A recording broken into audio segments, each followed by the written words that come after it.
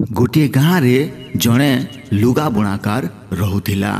तार ना थिला माधव। लुगा बुणी करी से जीवन जापन करुथिला। बेले बेले तार कन्या ताके लुगा बुणा बेले साहाଯ୍य करे। एही लुगा बुणारू दुई जन के दुई बेल खाइबा लगी बेस मिली जाए। दुई जन बहुत खुशी न रहुथिले। गोटे दिन माधव लुगा बुणला बेले तार लुगा बुणा जंत्रर गोटे अंश भांगीगला। से जंत्र के मरामती करवा लगी काठ दरकार पड़ला। काठ आनबा लगी माधव जंगल आड़के गला। हाथे गोटे कुराड़ी धरी थिसी। जंगल सारा बुली बुली शेष रे गोटे गच पाके पहुँचला। गामछा भिड़ला और गच ऊपर के चढ़ला। गच काटवा लगी कुराड़ी उठेचे और हठात तार सामना रे गोटे बेताल प्रकट हैला। ए गछ मोर है मोइने बोसा करी छे। ई गछ रो डाई के नहीं काट। जे अन्यर बोसा के भांगसी तार जीवन रे मंगल नहीं हुए। मुही असहाय गरीब लोकटे। मोर लुगा बुणा जंत्र भांगी जाइछे। सेतिर लागि मके खंडे काठ दरकार। लुगा बुणा जंत्र भांगी जाइछे बोली मुई आर मोर कन्या दुई दिन हैला भूखे दिन काटुछु। मके जेंता हेले भी काठ खंडे दरकार। जंगल रे आर भी तो गछ छे तके ई गुटे गछ मिल लागे। जंगल सारा बुली सामने न भल गछ ते नहीं पाइनी। मुई ई गछ रो काठ खानेमी तमे मके मारबो बोले मारी पछे दियो। बेताल माधवर कथा शुनी करी कहला मुई तोर दुख बुझी पारुछे। तुई लुगा बुणी करी निजर जीवन जापन करसु हेले ई गछ के नहीं मार।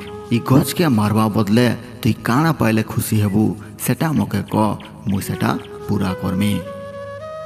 माधव मने मने टिके भावला और कहला ठीक अच्छे मुई मोर कुटुम कन्या और अन्य मान के पचरे करी आईसी और कहमी।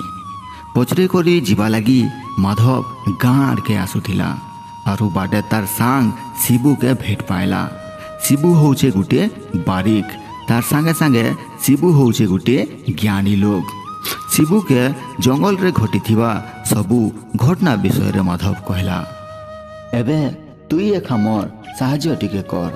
बेताल के काना मांगमी कह। बेताल के तुई गुटे राज्य मांग जेनताने तुई राजा हेबू आरु मुई मंत्री।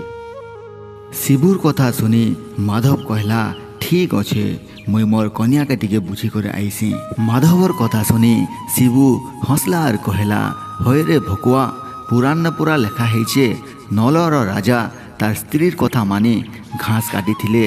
रावण शूर्पणखार कथा मानी युद्ध करिथिला और सर्वनाश होइथिला। नारीर कथा मानले जानबू पूरा सर्वनाश बो मोर भाई। माधव शिबूर कथा मुड़े नहीं पूरे करी एक मुहे घर के गला और जंगल रे घटी थिबा सबू घटना विषय रे तार कन्या के कहला।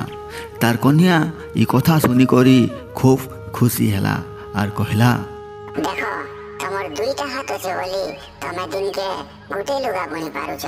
যদি তোমার চারটা হাত থিতা তুমি দিনকে দুইটা লুগা বুনি পারত। সেটি লাগি বেতালকে চারটা হাত মাগো।